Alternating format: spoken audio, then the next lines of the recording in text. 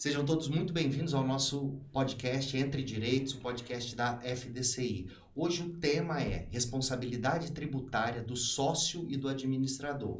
Hoje nós temos a honra de receber aqui o professor da casa, professor José Eduardo Ramos, e ele vai conversar um pouquinho sobre esse tema, que é um tema bem espinhoso e muito interessante. Professor, seja muito bem-vindo ao nosso Entre Direitos. Muito obrigado, professor Tiziano. É uma imensa alegria estar participando desse podcast da FDCI.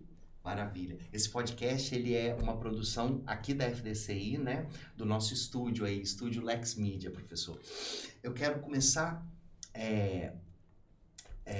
uma pergunta básica, que é justamente falando isso com o senhor. Quem é você entre direitos? Se apresenta aí para a nossa audiência. Bom, eu sou José Eduardo Silvério Ramos, filho de Ari Eduardo, contador, e Maria Selma, professora.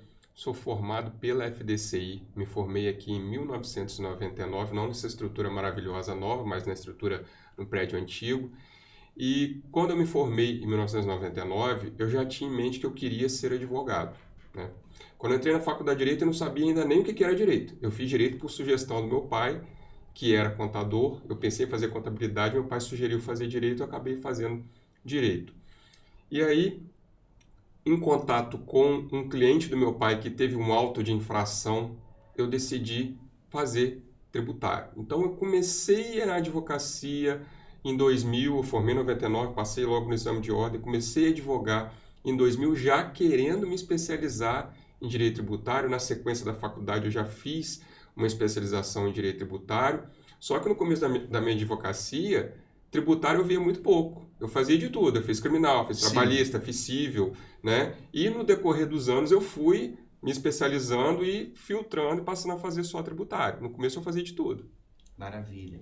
E você tem mais alguém familiar, alguém que também estudou aqui na faculdade, não? Não. Da minha família, eu sou o único da área do direito. Ah, entendido. Tá? Então, o meu pai era contador, minha mãe é professora. Na minha família, não tem ninguém da área do direito. Você que vai por esse caminho, né? Sim. Ótimo. Hoje você é professor aqui na faculdade de quê? Fala para nossa audiência. Eu sou professor de Introdução e Teoria Geral do Direito, a matéria no primeiro período que eu amo de paixão. Tá? Apaixonante mesmo, né? É muito bom estar ali com os alunos no primeiro período. Eu procuro falar de forma mais simples para poder trazer eles para o universo, para que eu chamo de viagem pelo mundo do direito, que eles estão começando. Exato. Criei umas metáforas, como, por exemplo, o óculos do direito. E leciono também constitucional aqui na FDCI. Leciono Direito Tributário em cursos de pós-graduação. Ótimo. Quero te fazer uma pergunta que eu faço para todo mundo que começa aqui. Essa é a nossa primeira temporada, professor. A gente está cuidando aí estamos homenageando os professores da casa, portanto, o senhor está aqui com a gente, nos honrando nesse momento. E uma pergunta que eu faço para todos eles. O que é direito para você? Como o Zé Eduardo entende direito? Claro, você vai me dar um conceito normativo, alguma coisa, mas a gente queria também entender como você sente esse direito, né? Com uns anos de atividade, com uns anos do escritório, com uns anos, sobretudo, também da docência. O que você pode contribuir para o conceito de direito para a gente aqui, para a nossa audiência? Olha, pensando nisso agora, eu posso falar de uma forma assim, não muito técnica. Primeiro que direito, para mim, é o meu ganha-pão. Foi o direito à faculdade, o direito que eu comecei a estudar aqui na FDCI, com que eu trabalhei desde o início, né? Eu sempre trabalhei com direito, nunca trabalhei com outra coisa, então a minha vida foi feita com o que eu estudei na faculdade. Eu comecei a estudar aqui e que eu fui estudando ao longo dos anos. Então, é a minha profissão, é o meu ganha-pão. A faculdade de Direito também é especial porque eu conheci minha esposa pela faculdade, porque ela veio para Cachoeiro, lá na UET Cachoeiro, veio para Cachoeiro fazer Direito e eu acabei a conhecendo.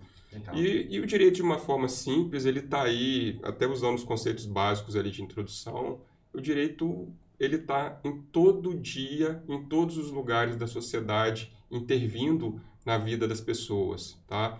Então, o direito até é importante que seja conhecido, pelo menos a noção básica de direito, não só para quem faz direito. É importante que as pessoas, de uma forma geral, conheçam um pouco do direito. E até aí, a faculdade tem feito as atividades de extensão, nas disciplinas que eu leciono. A gente tem trabalhado com as atividades de extensão para levar esses conceitos básicos de direito para que as pessoas tenham uma noção básica dos seus direitos, para exercê-los.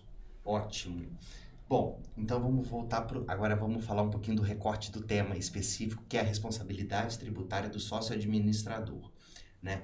Então, eu vou trabalhar nesse primeiro momento, professor, se o senhor me permite, com fundamentos e conceitos gerais. Por quê? Ok. Porque a nossa audiência é o nosso alunado, Sim. né? As pessoas que não conhecem esse ramo do direito, que é o direito tributário, muito específico, é um nicho muito específico dentro do direito, né?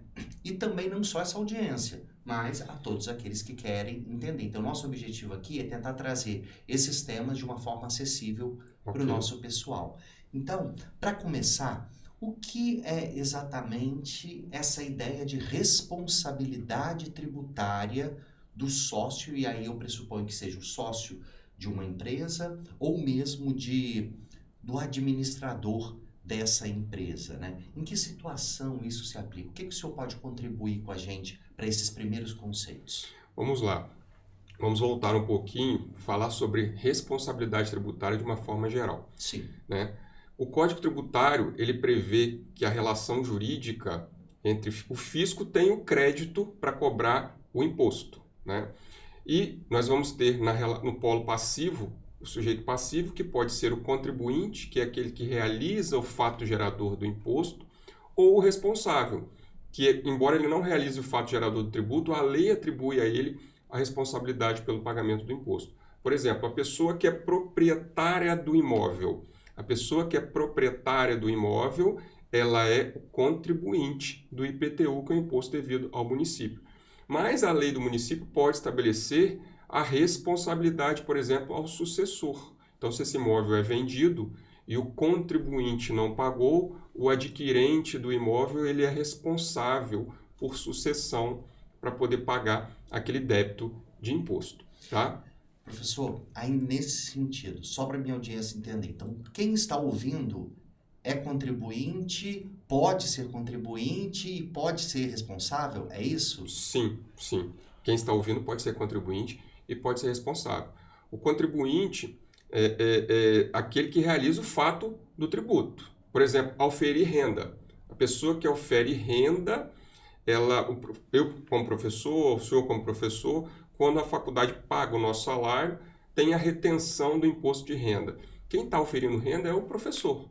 Só que a faculdade ela tem a responsabilidade de reter o imposto de renda e repassar para a Receita Federal. Perfeito. Então, nesse exemplo, o professor é o contribuinte e a faculdade é a responsável. Ótimo. Então, o responsável é aquele que vai responder também. É essa a ideia. O responsável, ele tem a responsabilidade de repassar para o fisco o valor devido. E de uma forma geral, a responsabilidade tributária, o responsável ele repassa para o fisco parte do patrimônio, da riqueza do contribuinte. No exemplo do professor que recebe o salário, quem está recebendo renda é o professor. A faculdade retém o imposto de renda e repassa. O valor ele não está saindo da faculdade, está saindo do professor, que ele é o contribuinte, e a faculdade é o responsável. E aí tem vários tipos de responsabilidade tributária que, de uma forma geral, ela deve funcionar dessa forma. O responsável não é tirado dele dinheiro, não é tirado patrimônio. Ele repassa para o fisco o dinheiro que está com ele por alguma situação, como no exemplo da retenção de imposto de renda do funcionário. O caso do fisco aí, só para a audiência compreender e veja se é isso mesmo, professor. O fisco ele pode ser federal, quando se trata da União, Isso. Estadual, quando se trata dos Estados-membros, e municipal, quando a gente está falando das municipalidades, correto? Exatamente. A nossa Constituição, ela distribui a competência para instituir os tributos à União Federal, aos estados e aos municípios. Então, a gente tem os impostos federais, estaduais e municipais. E aí a gente tem um fisco federal, estadual e municipal. Perfeito. Outra pergunta, professor. A responsabilidade, essa responsabilidade tanto do sócio ou do administrador de uma empresa, por Sim. exemplo, estou trazendo um caso concreto, vamos supor, de uma empresa de mármore e granito aqui, que é uma atividade típica da típica da nossa região aqui em Cachoeiro de Itapemirim. Essa responsabilidade, ela decorre automaticamente do fato de alguém ocupar o cargo de sócio ou de gestor, ou exige alguma conduta específica? Não, essa responsabilidade ela não é automática. Eu até costumo usar uma expressão que se fala da incidência automática e falível para dizer que o sócio administrador não é responsável de forma automática e infalível. Ele só vai ser responsável quando ele praticar o fato da responsabilidade tributária. E é importante fazer a diferenciação. A gente tem a hipótese legal do tributo, o fato gerador do tributo, por exemplo, auferir renda é o fato gerador do imposto de renda. E você tem uma outra hipótese que é da responsabilidade tributária, que é reter a renda, descontar o imposto de renda e repassar para a Receita Federal. E aí, trazendo mais para a questão do sócio ou administrador da empresa, no Brasil existe a distinção da pessoa física, sócio, e pessoa jurídica, empresa. Então, supondo que José Eduardo e Tiziano resolvam constituir uma sociedade empresária. Nós vamos pegar uma parte do nosso patrimônio, por exemplo, 500 mil cada um, e integralizar numa empresa que é Tiziano José Eduardo Limitada. E aí, nós integralizamos 500 mil cada um, a gente tem constituído o patrimônio de 1 milhão dessa sociedade. O nosso patrimônio, que a gente tem fora esse valor que a gente integralizou, não se mistura com patrimônio. Patrimônio pessoal que o senhor diz. Por exemplo, você tem o seu carro, eu tenho o meu carro. Tá? O carro é meu, o seu carro é seu. Agora, esse valor, 500 mil reais que nós integralizamos para constituir a sociedade, ele é o patrimônio da sociedade. A sociedade é uma nova pessoa, uma pessoa diferente. O CNPJ ele tem uma personalidade própria, um nome próprio e um patrimônio próprio. E nós, CPF, que somos sócios, temos nome próprio, patrimônio próprio. Esse patrimônio, ele não se confunde. Então, supondo que a nossa sociedade Tiziano e José Eduardo, vamos ao exemplo de rochas ornamentais. A gente tem uma indústria de beneficiamento de rochas ornamentais. E a gente vende chapas, vende ladrilhos. Quando a gente vende esses materiais, a gente está realizando o fato gerador do ICMS. E a gente tem que pagar o ICMS. A gente, não José Eduardo Tiziano, mas a sociedade, a empresa que está realizando o fato gerador do ICMS, tem que pagar o ICMS ao fisco estadual, porque o ICMS é um imposto estadual. E aí, supondo que a gente faça as vendas de mercadorias, faça a apuração do imposto, as declarações que são transmitidas na Secretaria de Fazenda e não faça o pagamento, quem vai ficar em débito com a Receita Estadual é a sociedade, o CNPJ, não o CPF. Então, o fisco deve cobrar do CNPJ, tá? Essa responsabilidade não vai acontecer de forma automática e falível. Essa responsabilidade, usando esse exemplo, que nós viramos sócios aqui no exemplo, José Eduardo e Tiziano só podem vir a ser responsáveis pessoalmente se, por exemplo, ocorrer uma dissolução irregular da sociedade, e aí nós podemos ser responsabilizados pessoalmente, ou se nós praticarmos condutas ilícitas, fraudes, tá? Com o objetivo de não pagar imposto, e aí o fisco pode vir buscar o nosso patrimônio pessoal para poder satisfazer o crédito dele. Então, o que o senhor está me dizendo é o seguinte: a responsabilidade tributária, a responsabilidade de pagar o imposto no recorte de uma empresa, de uma entidade societária, né? Primeiro é da pessoa jurídica. Sim. Depois que recairá sobre as pessoas naturais. Sim. Se essas pessoas naturais, sócio ou administrador, praticarem as condutas ilícitas que se enquadram nas hipóteses de responsabilidade tributária. Não é o mero inadimplemento. Entendi. Nesse sentido, como diferenciar? E aí você já falou dessa diferença, né, da responsabilidade patrimonial da empresa à pessoa física, que são patrimônios que não se confundem e, em regra, foca-se então na empresa e não nos empregados, salvo essas condições que foram colocadas. Sim. Professor, eu queria fazer uma pergunta relacionada até mesmo à sua tese de doutorado sobre isso, né? Você desenvolveu uma tese de doutorado sobre isso, você pode falar, ficar à vontade. Eu sei que já produziu, inclusive, um livro, já foi lançado aqui na Faculdade de Direito. Sim. E ali, o senhor fala o seguinte, o título, mais ou menos, e me corrija depois, responsabilidade do sócio e do administrador. Sócio, para o leigo entender, é o dono da empresa. Sim. Eu e você, no exemplo que você acabou de falar. Uhum. O administrador também pode ser. A minha questão é, e o administrador que é empregado, que é um gerente, que gerencia, que faz tudo, mas ele não é dono dessa empresa? Existe possibilidade de responsabilidade tributária para essa pessoa também ou não? Existe. E aí, no exemplo, supondo que nós dois somos os sócios da empresa, pode ser que só um de nós seja o sócio administrador. Isso é estabelecido entre os sócios, coloca-se no contrato social quem. Pode ser que sejamos nós dois ou só um de nós dois. Então, o sócio, o administrador pode ser um próprio sócio ou pode ser um terceiro nomeado, pode ser um empregado. Tá? Então, um empregado que é constituído como administrador da empresa, um administrador profissional, se ele praticar as condutas ilícitas previstas no Código Tributário Nacional, no artigo 135 do Código Tributário Nacional, ele pode ser responsabilizado com o seu patrimônio pessoal para pagar débito da empresa. Ótimo. Professor, ainda nesse sentido, eu sei que o senhor já falou um pouquinho, mas só para refrescar a memória aqui, para ficar algo mais fácil da nossa audiência entender. Quais são os requisitos legais que a Fazenda Pública tem para poder exigir diretamente do sócio ou do administrador? Existem requisitos, condições, alguma coisa? Existe sim.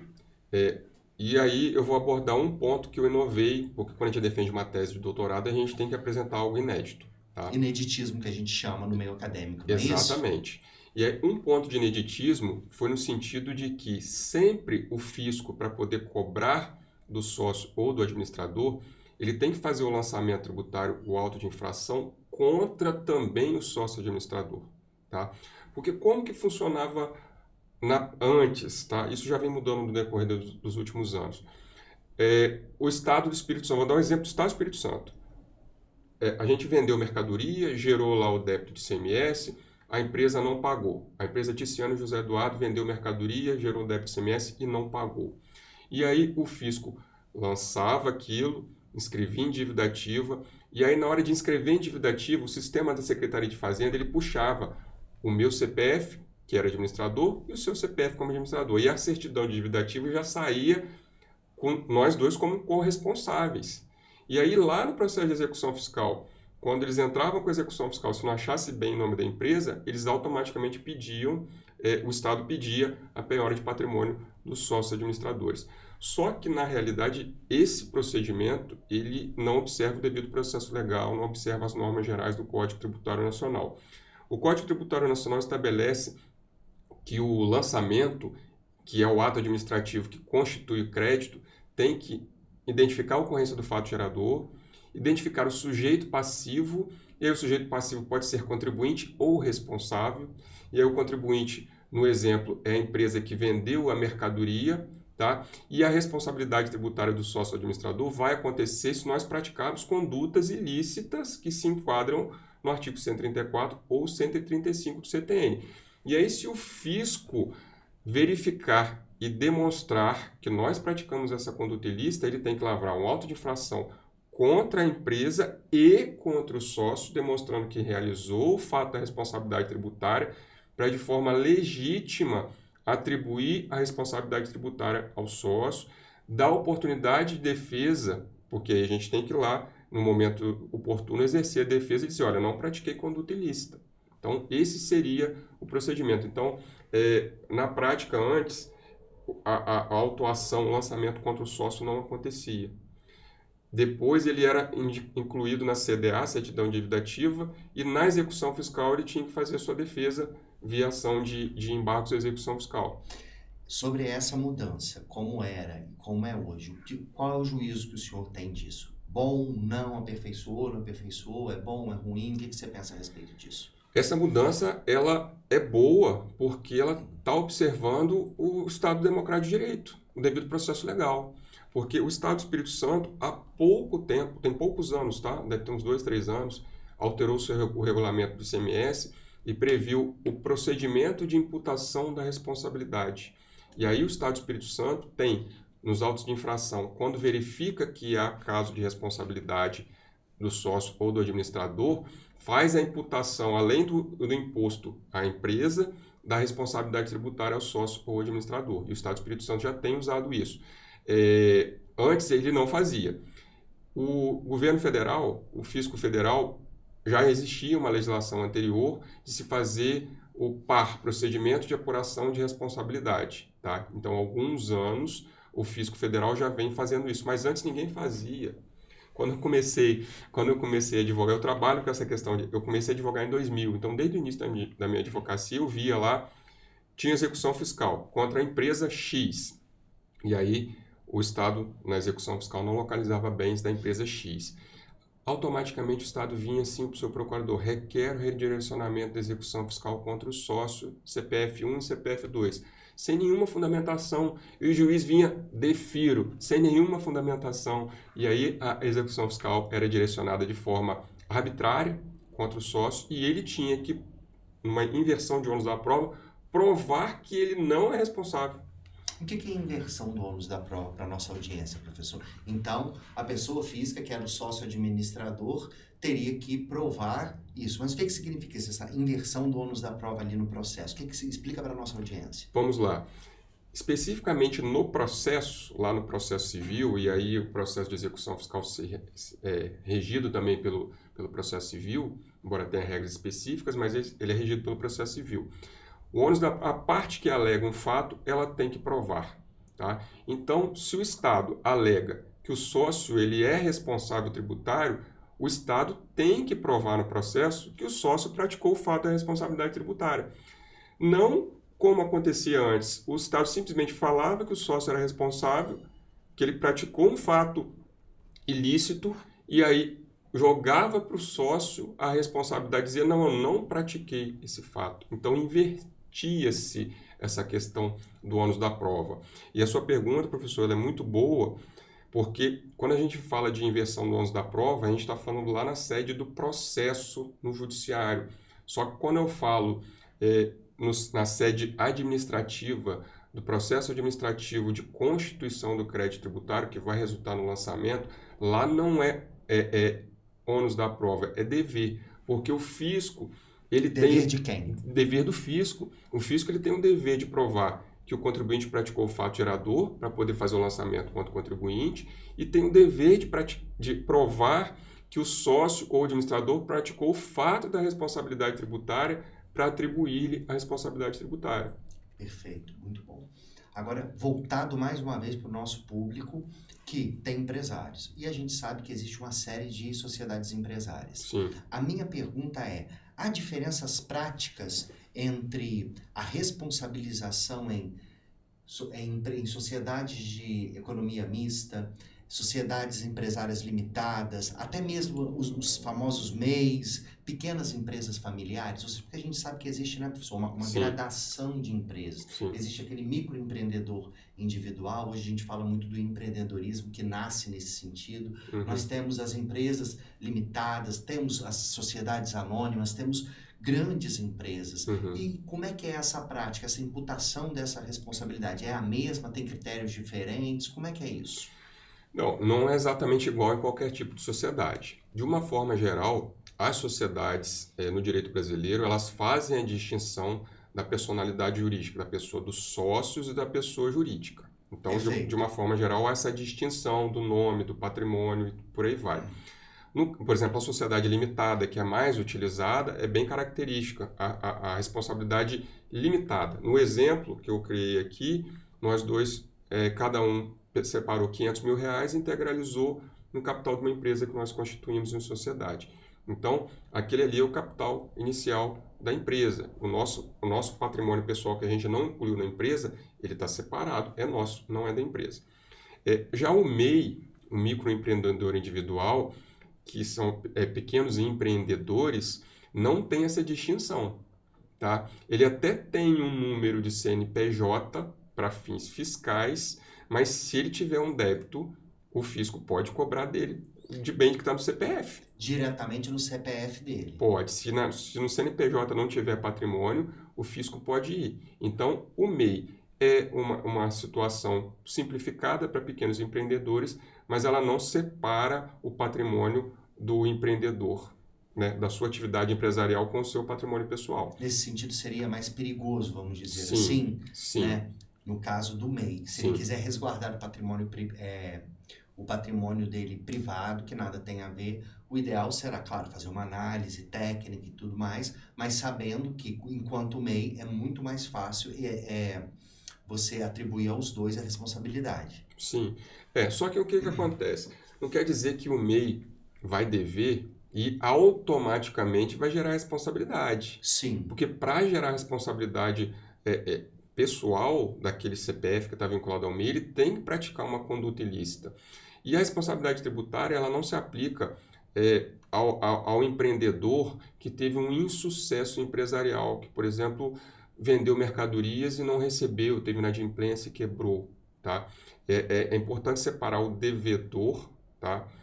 Que teve um insucesso empresarial, do devedor, que pode ser o devedor quanto mais, que inclusive só nega, deixa de pagar reiteradamente, ou que utiliza de meios fraudulentos para poder não pagar o fisco. Tá? E aí, um ponto bem importante que o senhor tocou, na questão das empresas familiares, vai uma observação muito importante. É muito comum, especialmente em empresas familiares, a confusão patrimonial. Por exemplo, a empresa X, né? Vamos pegar o nosso exemplo aqui. Nós constituímos uma sociedade, José Eduardo Tiziano Limitada. E aí a gente não faz essa separação. Por exemplo, o carro que a gente usa é da empresa, eu vou fazer compra para minha casa, supermercado, eu vou lá e pago um cartão da empresa, o senhor vai fazer compra para sua casa, paga com o cartão da empresa, vai fazer uma viagem com a sua família, uma viagem de passeio, o pessoal paga com dinheiro da empresa. Essa confusão patrimonial, ela é um risco, tá? Que vai poder possibilitar que o fisco busque patrimônio pessoal dos sócios. E aí, no caso, ele vai buscar automaticamente também nessa configuração ou não? Primeiro vai ali na responsabilidade da empresa e depois vai na do sócio? Depende do tipo de responsabilidade. Por exemplo, a responsabilidade no caso de dissolução irregular da sociedade, que ela está prevista no artigo 134 do CTN, primeiro o fisco ele tem que ir no patrimônio da empresa, tá? Perfeito.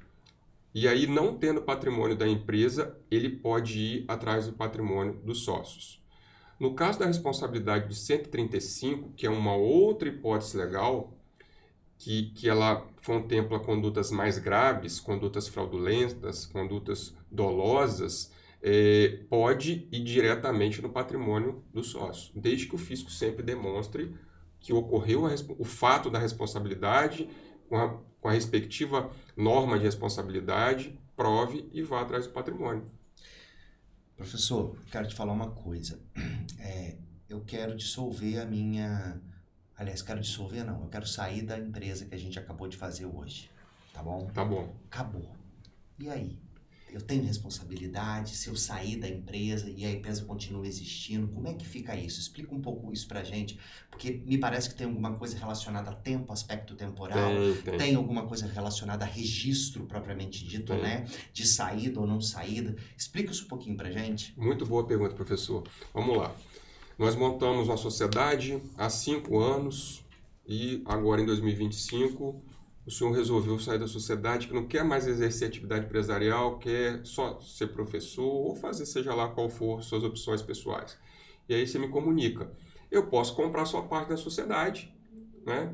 Eu tenho inclusive preferência para comprar sua parte da sociedade. Se eu não quiser comprar, o senhor pode oferecer para um terceiro. E aí, vendendo a sua parte para mim ou vendendo para o terceiro, é feita uma alteração contratual, uma alteração no contrato, constando essa retirada, que é registrada perante a junta comercial. É importante, é necessário fazer essa averbação na junta comercial e depois se faz as alterações no CNPJ e outras alterações nos órgãos do governo. E aí, feita essa formalidade, essa alteração, a sua saída da sociedade, você a partir dali não tem mais responsabilidade pelos débitos da empresa. Após 2 anos dessa saída, você não pode mais ser responsabilizado, tá?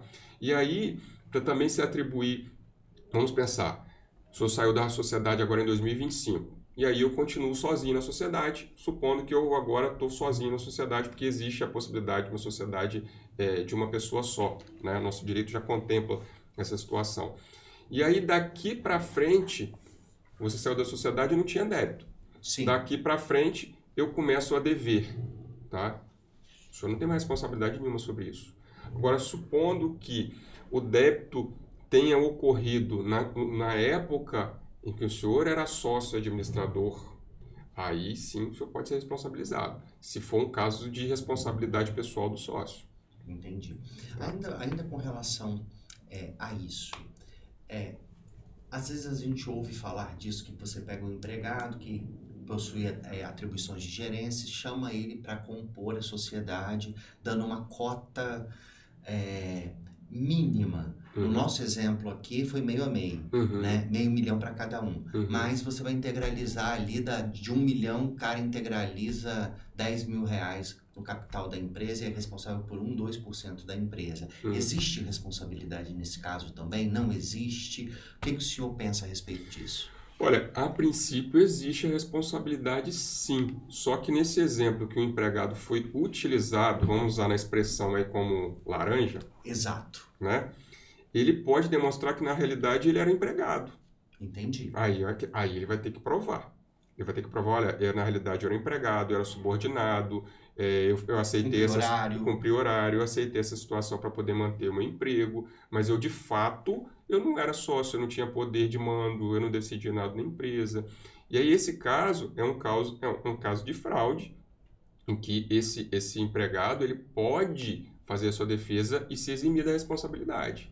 Mas é muito perigoso, tá? As pessoas utilizam, permitem que seja utilizado o seu nome, o seu CPF para colocar numa empresa, e eles se colocam em risco. É arriscado. No caso, quem que se coloca em risco? O empregado que aceita essa situação. Entendi. Porque, a princípio, ele é sócio da empresa. Sim. A princípio, ele está lá.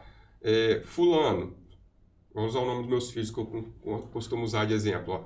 João é meu filho caçula.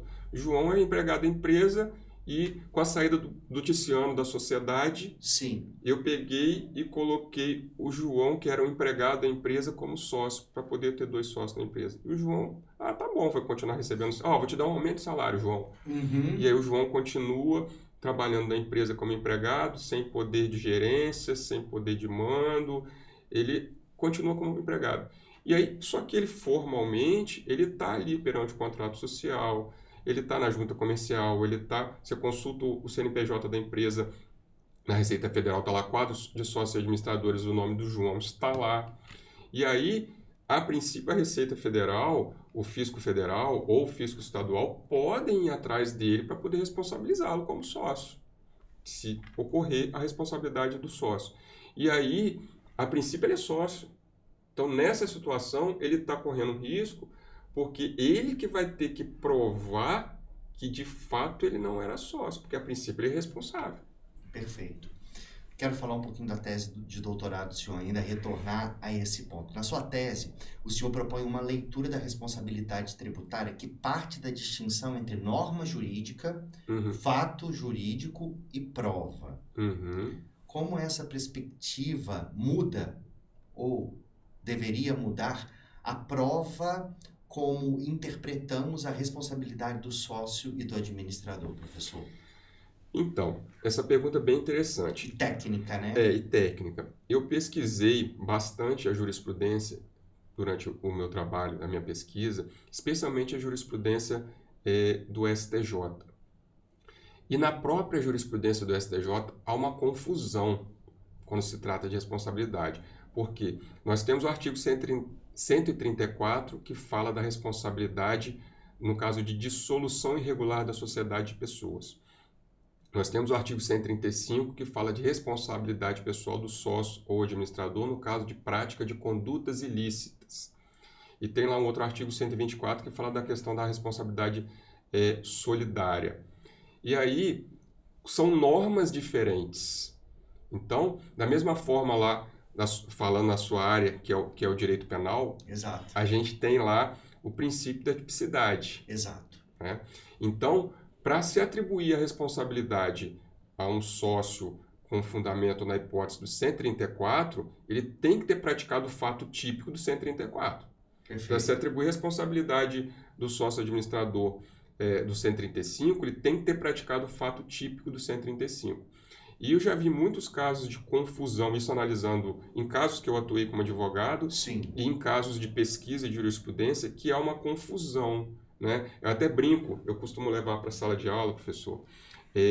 Agora eu não tenho brinquedo mais, mas eu uso no slide. Aquele brinquedo de criança que tem as formas geométricas. Sim. Aí tem um quadrado aqui, que tem um quadrado que ele tem várias formas. Tem lá um triângulo, um redondo Círculo. e o círculo, né? Então o círculo só encaixa no círculo. O triângulo só encaixa no triângulo. Só que esse brinquedo, ele tem uma parte que abre assim, para a criança depois, no final que termina de brincar, guardar as peças todas ali dentro.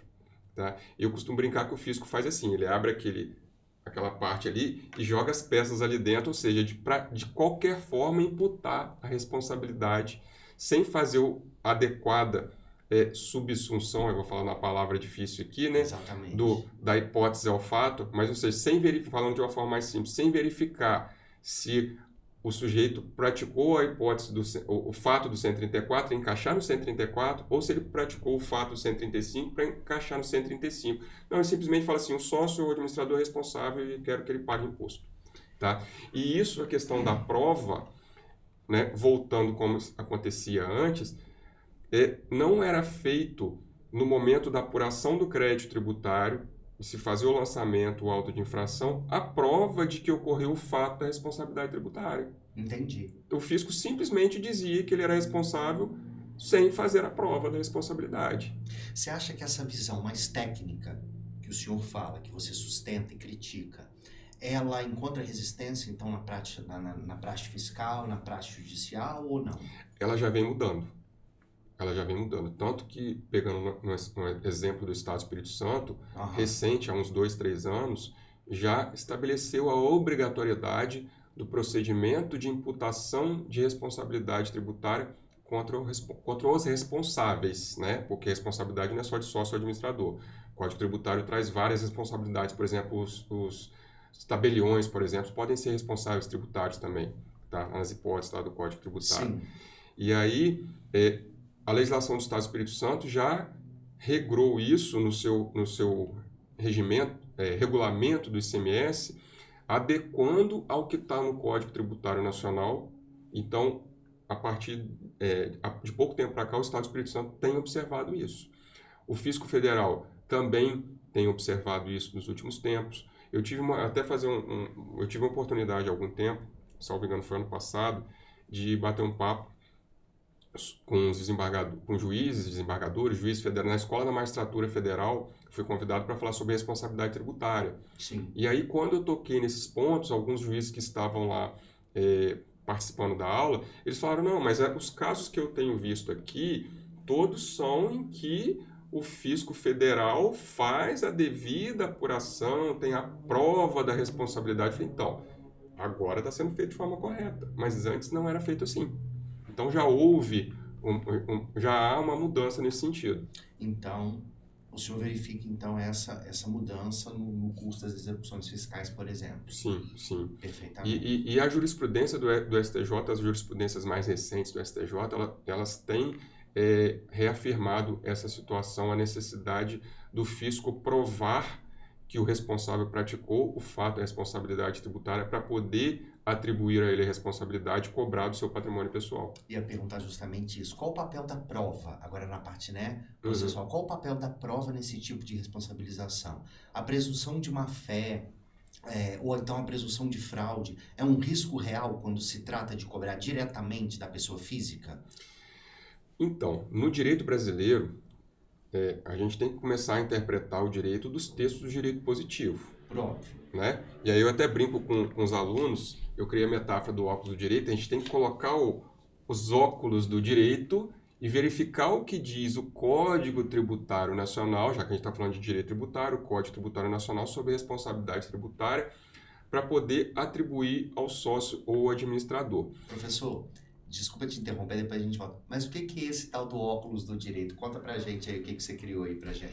Então, os óculos do direito foi uma metáfora que eu criei, não do zero, né? Você vai se inspirando em algumas coisas para poder explicar para o aluno que está começando a estudar direito que ele não pode mais analisar os fatos que acontecem na sociedade sem os óculos do direito, né? Nós temos as nossas opiniões, as nossas convicções pessoais de acordo com a nossa criação, a família, cultura, religião e por aí vai.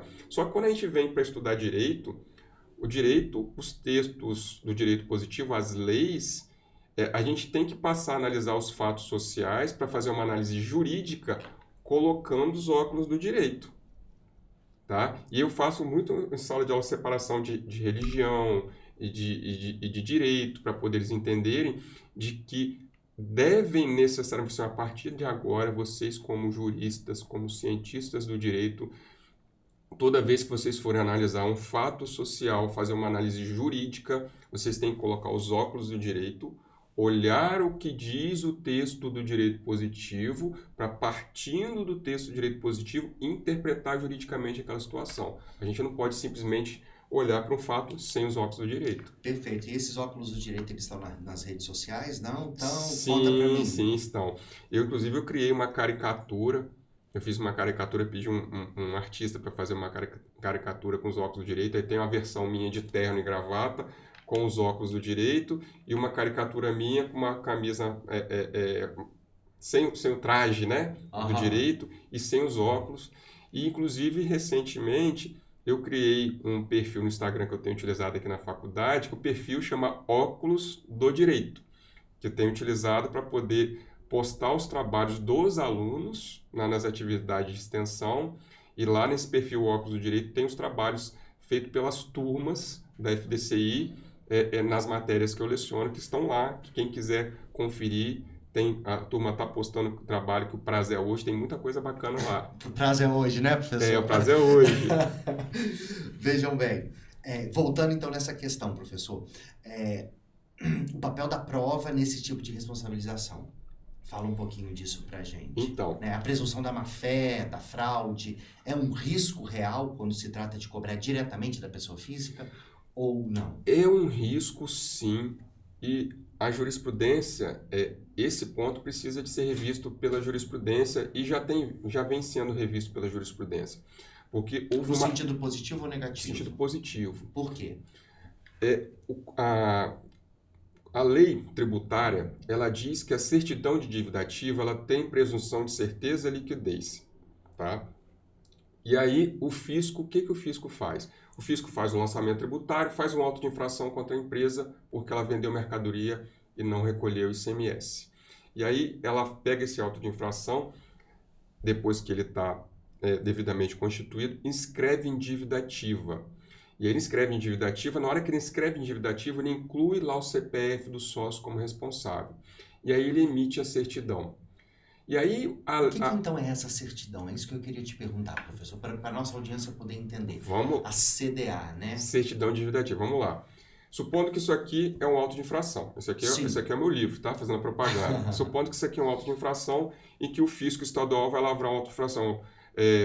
Empresa José Eduardo e Ticiano Limitada deixou de recolher ICMS no período de janeiro a dezembro de 2024 e tem que pagar aqui de imposto e multa R$500 mil. Está aqui o auto de infração constituindo o débito de imposto contra a sociedade José Eduardo e Ticiano Limitada. A empresa, pessoa jurídica. E aí fez o auto de infração só contra a empresa, para cobrar o ICMS. Constituído o auto de infração, a empresa é notificada, ela tem prazo para apresentar a defesa, ela pode ou não apresentar a defesa no final do processo. No âmbito administrativo. No final do âmbito administrativo, esse auto de infração ele é mantido. Então, assim, vem o órgão estadual, que é o Conselho Estadual de Recursos Fiscais, e diz, olha, esse débito ele é devido, a empresa deve esse ICMS. Aí eles pegam esse auto de infração e vai lá para inscrever no sistema de dívida ativa. Tá? A dívida ativa é toda a dívida que o Estado tem, na realidade, é o crédito que o Estado tem. Então, todos os créditos que o Estado do Espírito Santo tem de imposto, eles são inscritos em dívida ativa. E aí está lá, o auto de infração de R$500 mil contra a empresa José Eduardo Ticiano Limitada. Tá? E aí, isso vai para a dívida ativa.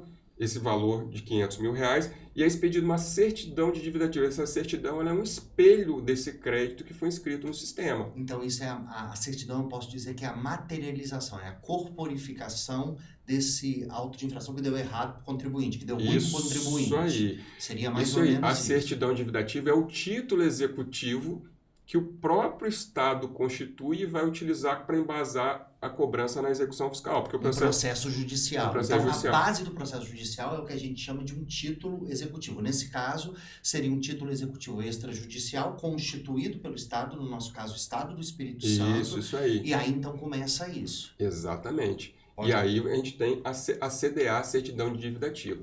Só que essa certidão de dívida ativa, ela é um espelho do auto de infração. Perfeito. O auto de infração ele foi constituído só contra a empresa por deixar de recolher ICMS. Sim. Só quem foi autuado foi a empresa. E aí não tem a prova ali da responsabilidade tributária do sócio do administrador. Não tem prova nenhuma, só tem prova do fato gerador do imposto, que é vender mercadoria. Não tem a prova da responsabilidade tributária, que poderia ser dissolução irregular da sociedade ou prática de um ato ilícito, tá, fraudulento. Não tem.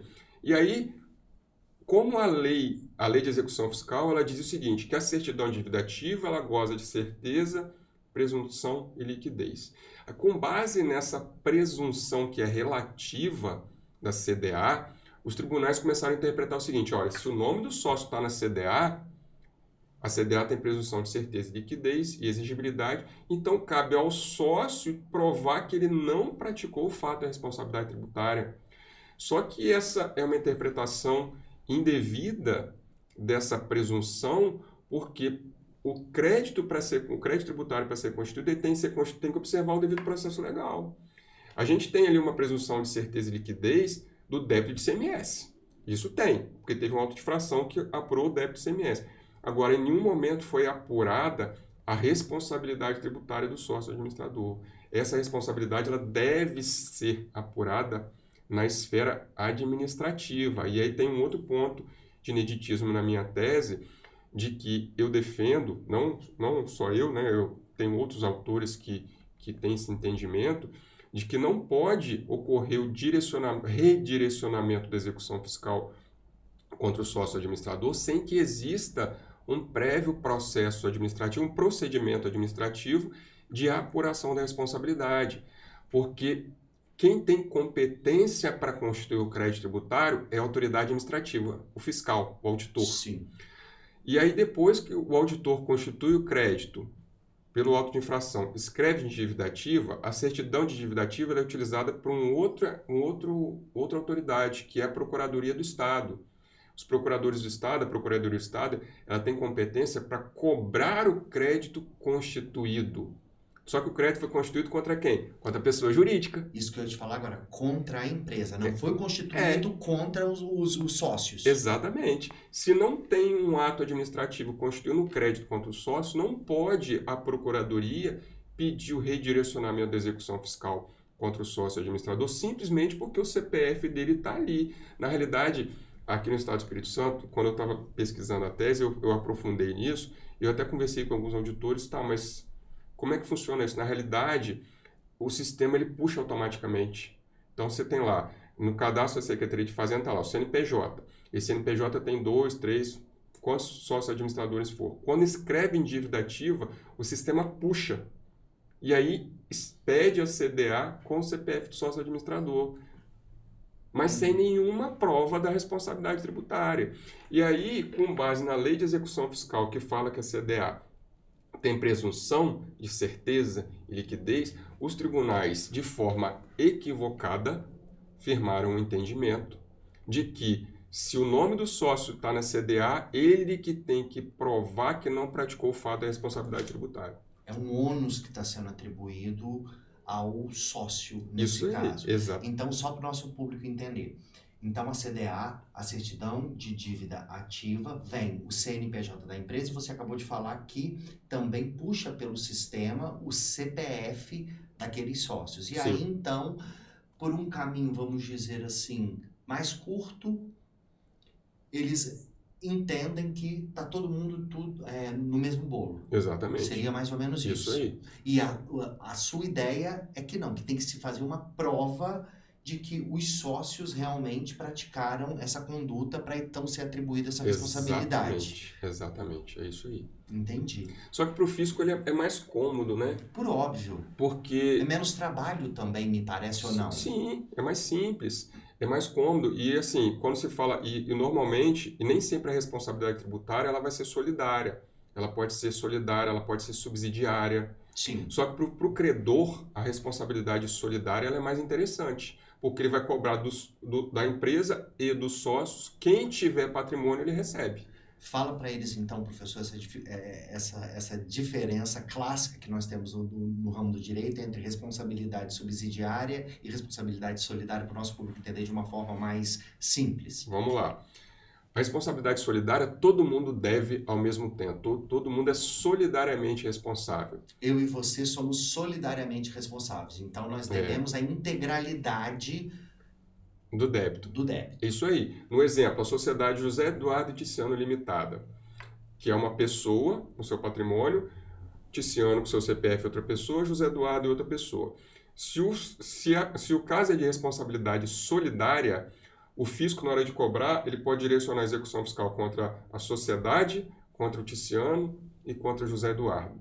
E aí, vamos supor que ela vai pedir lá uma busca pelo Sisbajude. Pegou a busca pelo Sisbajude e aí buscou, achou dinheiro na conta do professor Ticiano. Sim. Achou lá 500 mil na conta do professor Ticiano, achou 10 mil na minha conta, porque a minha conta não é tão grande, não tem tanto dinheiro quanto a do professor Ticiano, é só pra gente brincar um pouquinho aqui, tá? E aí não tinha dinheiro nenhum na conta da empresa, a empresa estava zerada, mas aí bloqueou o dinheiro da conta do Ticiano, uma quantidade maior e uma quantidade menor na minha. O fisco recebeu dele.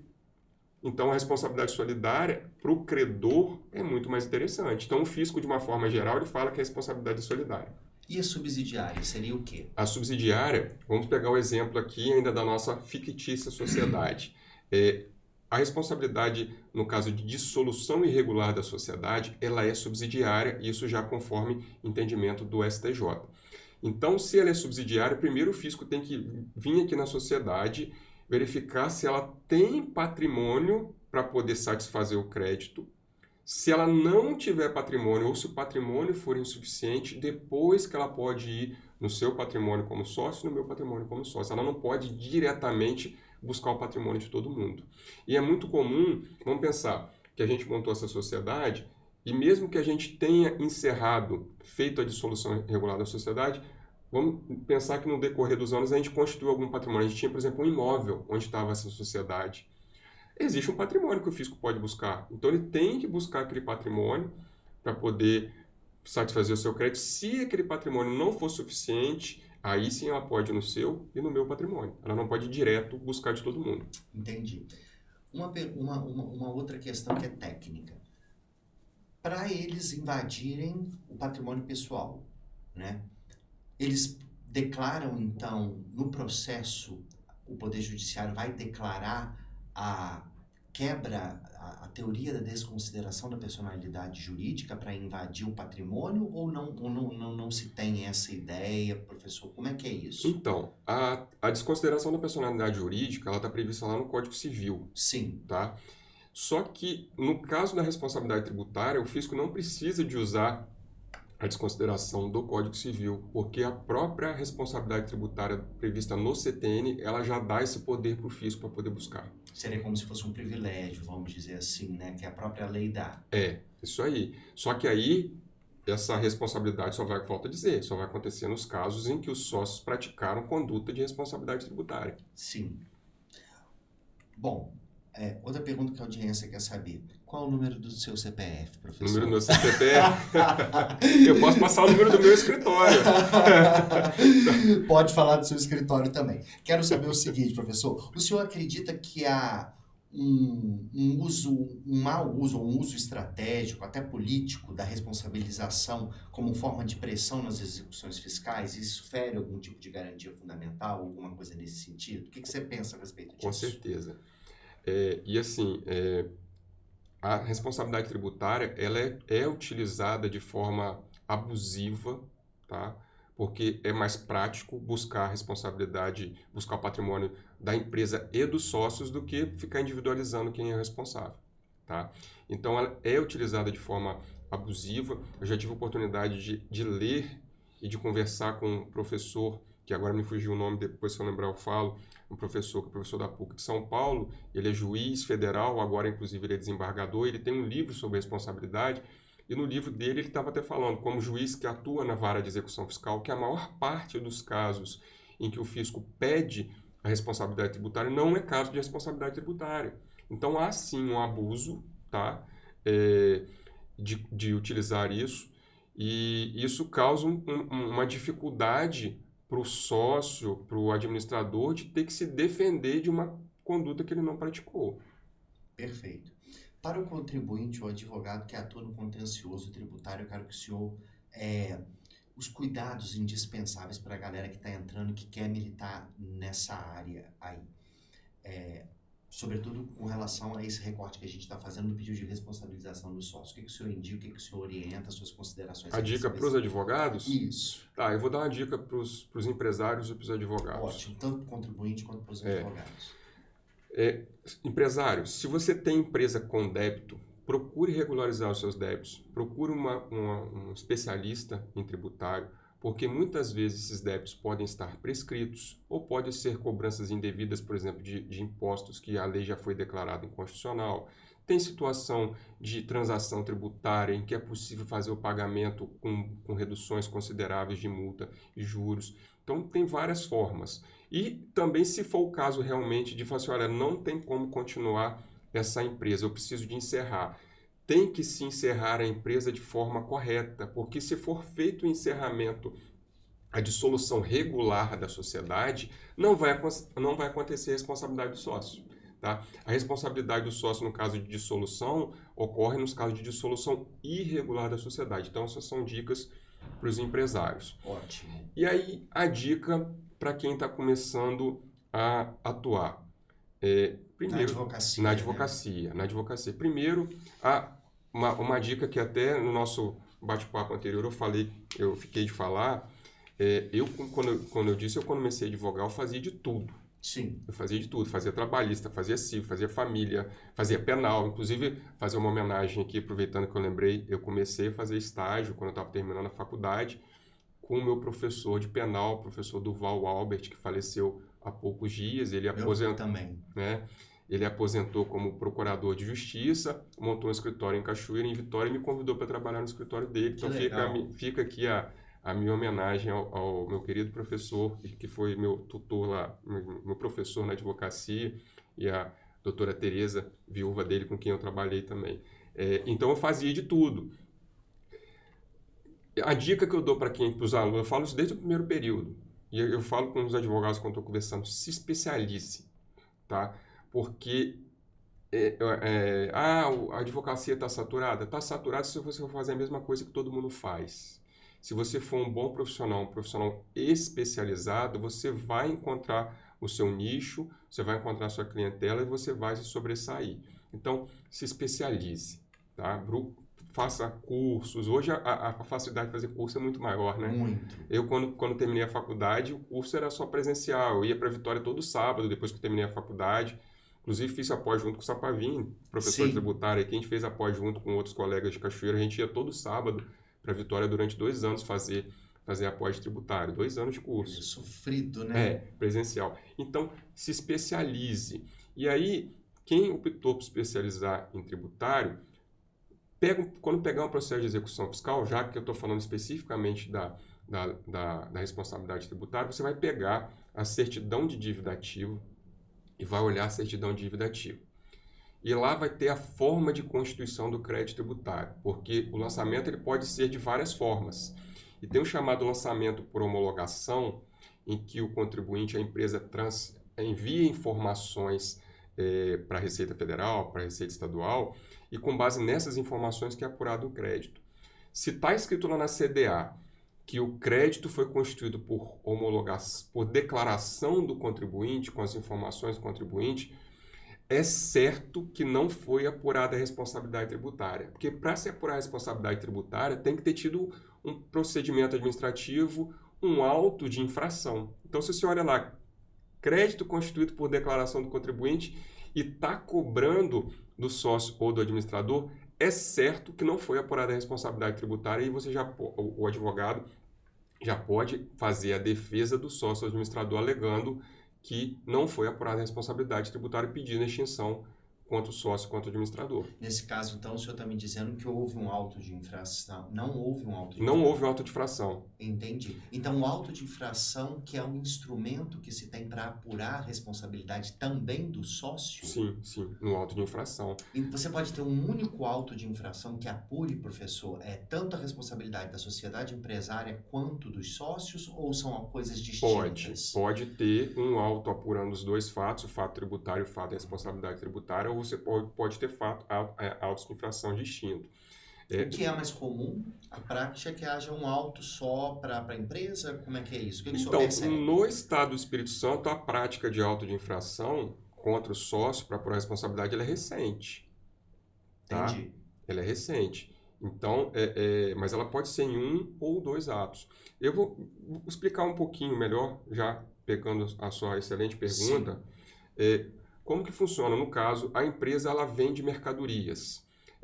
Cada nota fiscal que ela emite, ela gera lá um valor de ICMS a pagar. Sim. E aí, no final do mês, ela transmite uma declaração, uma obrigação acessória para a Secretaria de Fazenda do Estado do Espírito Santo, vendi 1 milhão de mercadoria. Vai ter a alíquota do ICMS, vai se apurar o valor do imposto. Esse é o chamado lançamento por homologação. E aí, mês a mês, a empresa vai vendendo, vai apresentando essas declarações e ela não paga. Gera um débito que vai ser inscrito em dívida ativa. Já está constituído com base na própria declaração do contribuinte. Sim. Aí vai estar lá assim na CDA. Crédito constituído com base na declaração do contribuinte. E aí você bateu o olho lá, que foi constituído com base na declaração do contribuinte, não tem um auto de infração e está sendo cobrado sócio ou administrador, é certo que aquela cobrança ali é indevida. Tá? E se você pegar processos antigos, e antigos, estou falando, não são muito antigos, não, processo há mais de 3 anos, 4 anos no Estado do Espírito Santo de execução fiscal, vai ser assim, porque o procedimento de imputação de responsabilidade, como deve ser feito, é novidade aqui no Estado. Entendi. Maravilha. Professor, muito esclarecedor esses pontos. Eu quero agradecer a presença do senhor aqui no nosso podcast Entre Direitos. O senhor já sabe que já está convidado a estar aqui mais vezes para a gente falar mais, esse bate-papo, essa troca de ideias, de pensamentos. Queria perguntar ao senhor se você tem algum Instagram, de repente, para alguém aí que tem interesse de saber mais, o nosso alunado, a nossa audiência, se tem algum canal de comunicação com o senhor, como a gente pode fazer isso? Tenho. Eu tenho o meu Instagram, que é José Eduardo Silvério Ramos. Sim. E o Instagram do escritório, que é José Eduardo Silvério Ramos, onde eu posto ali os conteúdos de direito, especialmente sobre direito tributário. Tá? Então tem bastante coisa lá sobre responsabilidade tributária, sobre isenção de imposto de renda, vários assuntos sobre direito tributário. E além do Instagram, que aí ele é o perfil especificamente para a gente desenvolver a atividade dos alunos, o perfil Óculos do Direito, que Ótimo. lá estão postados os trabalhos desenvolvidos pelos alunos através das metodologias ativas, né, e metodologias inovadoras que a gente tem utilizado aqui na faculdade. A gente vai disponibilizar nos canais do YouTube, do Instagram, do Spotify, todas essas referências aí vão estar à disposição da nossa audiência. Para finalizar, quero fazer uma pergunta fora do âmbito do direito tributário, de repente fora do âmbito do direito em si. Alguma dica para a nossa audiência do que você tem lido, que você sugere, ou séries que você tem assistido, filmes que você sugere, alguma coisa assim que vai enriquecer a pessoa culturalmente relacionada a lazer, alguma coisa assim que você pode contribuir, e as suas considerações finais. Olha, são tantas séries, eu terminei... Você gosta, professor? Eu gosto, eu terminei... Eu também sou assim. Eu terminei o doutorado em 2019, Uhum. aí eu falei que eu estou fazendo um pós-doutorado em séries, porque para dar uma descansada de ficar lendo, né? Desopilar, né? É, isso aí. E, assim, uma que me veio à mente é uma série chamada Versailles. Muito boa. tá? Versalhes, que mostra a realidade da França lá no século XVII, XVI, mais ou menos. Antes da Antes da Revolução. Revolução Francesa, a série termina ali quando está começando a Revolução Francesa, ela não chega a retratar a Revolução Francesa, e eu costumo dar essa dica para os alunos, porque ali eles conseguem visualizar a separação dos poderes, ver como que era um Estado absolutista, porque uma coisa é a gente falar, outra coisa é a gente visualizar. Exatamente. Tá? Tem outros filmes também, outras séries que agora me foge o nome. Tá? De repente, depois eu lembrando, eu posso falar. Mas independente disso, Versalhes está no seu top 1 ali, ou tem alguma outra que você prefira? Olha, eu acho que tá no top 1. Top 1, eu gosto eu acho que são duas temporadas que eu assisti já tem muito tempo também. Ela não é nova. Eu não lembro, ela não é nova, mas é muito bem produzida, vale a pena, né? Sim, aí é aquela questão mostrada lá na França, é filmada no Castelo de Versalhes. Tem a questão histórica que eu gosto e o link com o direito. Tem uma outra série também, agora eu lembrei, tem uma série chamada Coisa Mais Linda, que mostra a realidade da sociedade brasileira na década de 50, 60, e mostra muito a questão de como a mulher era tratada de forma desigual, como o direito tratava a mulher de forma desigual, tá? É uma série que eu costumo recomendar também para os alunos, tá? Suas considerações finais, professor? Olha, eu gostaria de agradecer imensamente esse convite, parabenizar a faculdade, em seu nome, o professor Tiziano, que é o nosso diretor, por mais essa iniciativa na faculdade. A faculdade vem florescendo aí nos últimos anos. É primavera, né? Primavera acadêmica, muita produção. Ontem tivemos um evento maravilhoso aqui com os alunos, né? Pelo professor Tauan e professora Paola, com os alunos fazendo apresentações aqui no corredor. Eu pude assistir algumas apresentações depois que eu saí da aula. Muitos eventos, muita produção acadêmica. Então, parabenizar a faculdade que esse ano completando 65 anos, 60 né? anos. Perdão, 60 anos, né? Ela é de 1965. Então, agora em 2025 ela completa 60 anos. É o segundo curso mais antigo do Estado do Espírito Santo. A gente tem uma tradição gigante e a faculdade vem cada dia mais investindo, se aprimorando, tá? Parabéns a todos da direção e do corpo docente, corpo administrativo da faculdade. E consideração que eu falo, fazer aí especialmente para os alunos, estudem muito, porque existem muitos cursos de direito no Brasil, tá? Existem muitas pessoas que vão depois disputar uma vaga no mercado, mas você que escolheu fazer direito desde o primeiro dia de aula, desde o primeiro semestre, estude. Eu costumo falar com os alunos assim, qual é o seu objetivo? Você quer ser promotor? Você quer ser juiz? Você quer ser advogado? Você quer ser servidor de uma outra carreira jurídica? Aquilo ali é seu objetivo.